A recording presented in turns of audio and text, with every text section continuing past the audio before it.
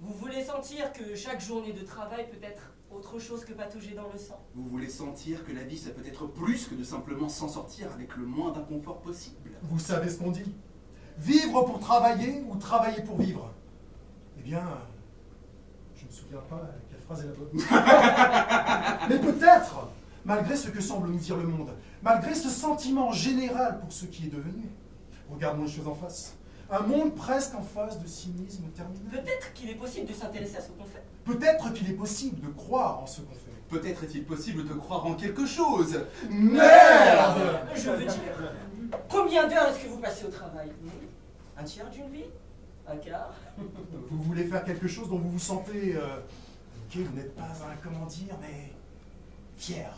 Alors vous essayez. Vous travaillez dur pour faire mieux. Oui. Parce qu'il n'y a rien de mal. Non, non, non, non, non. À croire. Non. Il n'y a pas de mal à vouloir croire en quelque chose.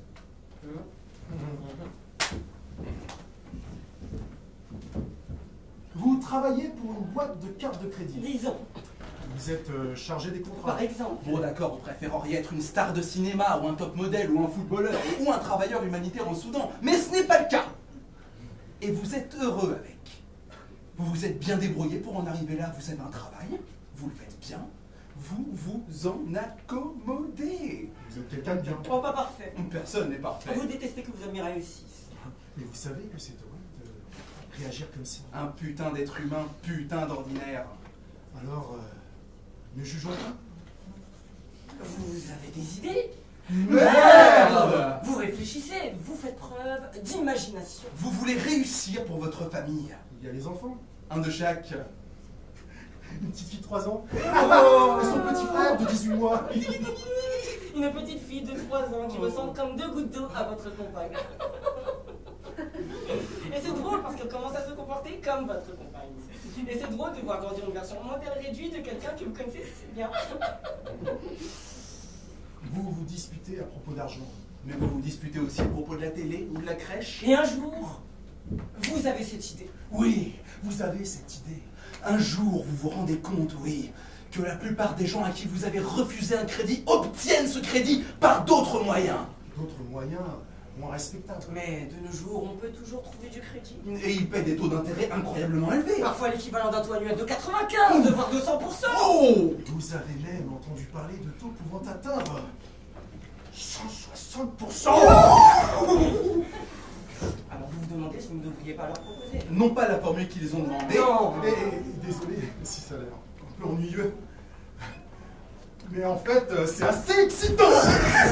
Mais une autre formule, oui, dont le taux d'endettement est trop élevé pour la formule qu'ils ont demandé. Ah, vous voyez. Et puisque leur taux d'endettement est trop élevé, ils payent plus cher. Ce qui est Logique. Moi, malgré tout, qui me paierait par les canaux les moins respectables. Donc, en quelque sorte, leur faites une faveur. la business.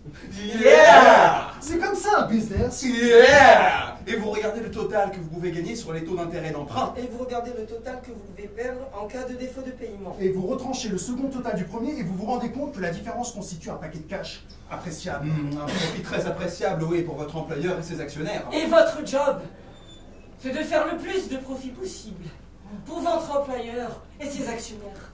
C'est là pour ça, les actionnaires. C'est même le... Et vous savez que cette idée que vous allez avoir, vous savez, une de ces idées qui vous présente à vous, une idée géniale. Et quelque part, vous savez que cette idée géniale, et cet idiot sans doute, vous a été envoyé d'en haut. Ben, c'est idiot. C'est idiot. Et vous savez que c'est idiot et vous ne voulez pas le croire. Mais c'est pourtant le sentiment que vous avez. Et vous savez que vous tenez votre chance. Le monde vous ouvre les bras. Il y a comme un alignement qui s'opère, comme une brèche qui s'entrouvre. Et ça ne durera que quelques secondes. Bon d'accord, pas tout à fait, mais c'est comme ça que vous le ressentez. Comme si... Et vous savez que c'est quelqu'un qui va avoir la même idée que vous, un jour ou l'autre. Une de ces idées comme ça, géniale, ça ne reste pas en l'air bien longtemps. Et la question que vous devez vous poser est la suivante. Serez-vous celui qui est resté sur la touche? Serez-vous celui qui est resté spectateur? Mais la question que vous devez poser est simple. Quel genre de personne êtes-vous? Et la question que vous devez vous poser, c'est la question que vous devez vous poser, la question que vous devez vous poser, la question que vous devez vous poser, la question que vous devez vous poser, la question que vous devez vous poser, la question que vous devez vous poser, la question c'est la question que vous devez vous poser, la question que vous devez vous poser. Ça marche! À merveille! Une augmentation du chiffre d'affaires de 35 millions dès la première année, c'est intéressant. Ça intéresse les gens. Et c'est vous qui avez fait ça, oui. C'est quelque chose que vous avez fait. Et vous êtes récompensé. Et vous avez une promotion. Des augmentations de salaire, oui, des primes. Et le respect des gens autour de vous. Vous vous en rendez compte quand on vous présente que les gens savent déjà qui vous êtes. Et parfois, ils vous reconnaissent. Ils haussent les sourcils. Et font « Oh !» avant de vous serrer la main. Ce qui est agréable. C'est agréable. Et peut-être que vous commencez à penser à un troisième enfant. Peut-être. Les choses se passent Pas bien. vraiment bien.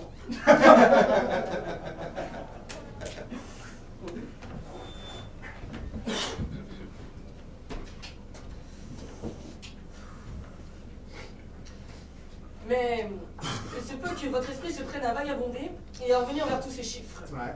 vers le second total. Les défauts de paiement. Les choses se passent toujours bien. Oh oui, ça se passe toujours bien. Mais il se peut que votre esprit se prenne à vagabonder et à revenir vers tous ces gens, vers le second total. Il se peut, même si vous essayez de ne pas y penser, il se peut que vous vous surpreniez à penser que certains de ces chiffres correspondent à des... Genre. Et il se peut que vous ne vouliez plus d'un autre enfant. Et il se peut que vous ne puissiez plus regarder votre partenaire droit dans les yeux. Il se peut que vous trouviez que tous les aliments ont le même goût. Un goût de plastique. Et il se peut que vous trouviez que manger, c'est comme avaler du plastique. Et il se peut que vous trouviez que vous êtes de plus en plus sujet aux idées noires. Et il se peut que vous vous demandiez comment vous débarrasser de cette sensation. Et il se peut que vous vous mettiez à boire. Et à baiser avec des inconnus. Et acheter des trucs. Et encore des trucs. Et encore des trucs. Et que vous trouviez que rien, mais vraiment rien de tout cela ne marche. Et que vous ressentiez cette peur horrible. Que vous ressentiez cette peur horrible. Et que vous ressentiez alors cette peur horrible, que chaque jour, travail ou pas, va vraiment être comme patauger dans le sang.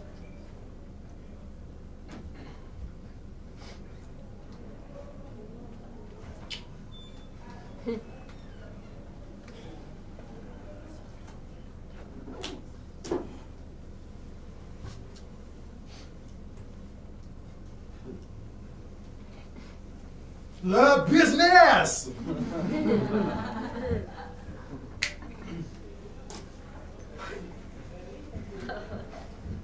C'est comme ça le business.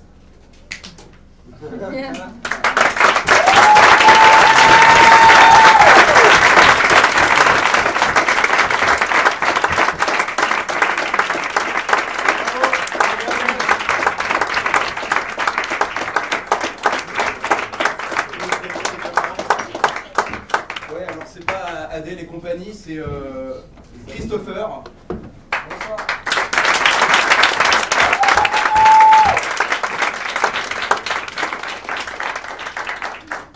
Rabat.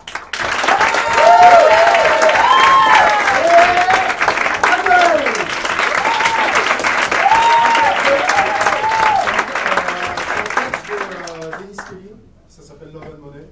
Et Yeah. je vous encourage à ceux qui ne l'ont pas lu, mais c'est génial. Il y a plein de scènes comme ça.